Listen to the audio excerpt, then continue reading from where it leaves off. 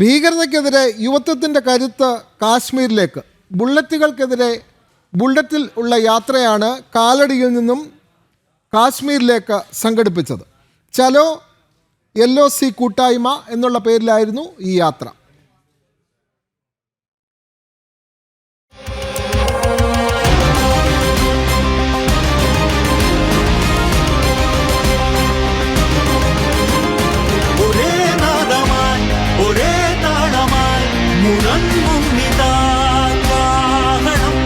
രാഷ്ട്രമാണ് വലുത്, ഭാരതത്തിനെതിരെ നീങ്ങാൻ ഒരു ശക്തിയെയും അനുവദിക്കില്ലെന്ന സന്ദേശവുമായാണ് 26 ബുള്ളറ്റുകളിലായി കാലടി ശൃംഗേരി ശങ്കരമഠത്തിൽ നിന്ന് ബുള്ളറ്റ് ബൈക്കുകളിൽ യാത്ര ആരംഭിച്ചത്. കാശ്മീരിലെ നിയന്ത്രണ രേഖയ്ക്കടുത്തുള്ള ശാരദാ യാത്രാക്ഷേത്രം വരെയാണ് ദേശീയതയുടെ കാഹളമുയർത്തിയുള്ള ബുള്ളറ്റ് യാത്ര. മെഡിക്കൽ സംഘമടക്കം 53 പേരാണ് യാത്രയിലുള്ളത്. രാഷ്ട്രീയത്തിനപ്പുറം രാഷ്ട്രത്തിനായി ഒത്തുചേരുകയാണ് യുവത്വമെന്ന് Chalo LOC ride captain doctor R Ramanand പറഞ്ഞു. ഭാരതത്തിൽ 12ഓളം സംസ്ഥാനങ്ങളിലൂടെ കടന്നുപോയിക്കൊണ്ടാണ് ചലോ LOC യാത്ര പോകുന്നത്. എല്ലാ സ്ഥലത്തും വലിയ സ്വീകരണ പരിപാടികളൊക്കെ സംഘടിപ്പിച്ചിട്ടുണ്ട്.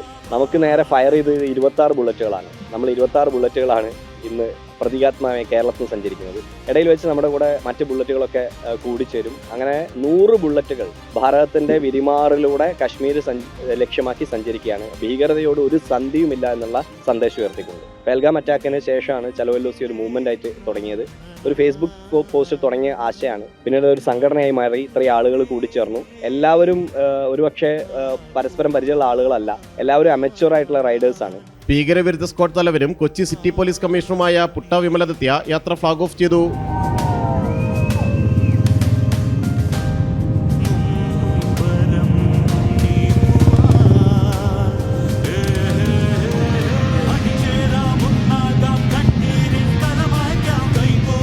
പഹൽഗാം ഭീകരാക്രമണം എല്ലാവരെയും ഞെട്ടിച്ചുവെന്നും എന്നാൽ രാജ്യം ഒറ്റക്കെട്ടായി ഭീകരതയ്ക്കെതിരെ നിന്നുവെന്നും പുട്ട വിമലദത്യ പറഞ്ഞു.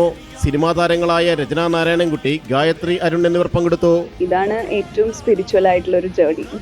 നമ്മുടെ ഭാരതത്തിന് വേണ്ടിയിട്ട്, അല്ലെങ്കിൽ നമ്മൾ ഒരു വ്യക്തി എന്നുള്ള നിലയ്ക്ക് നമ്മളെങ്ങനെ ഒരു സമൂഹത്തിനോട് ഇടപഴകണം എന്നുള്ളതാണ് നമ്മളെ ബേസിക്കലി സ്പിരിച്വാലിറ്റി പഠിപ്പിക്കുന്നത്. അപ്പോൾ ഇതിലും വലുതായിട്ടൊന്നും നമുക്ക് ചെയ്യാനില്ല.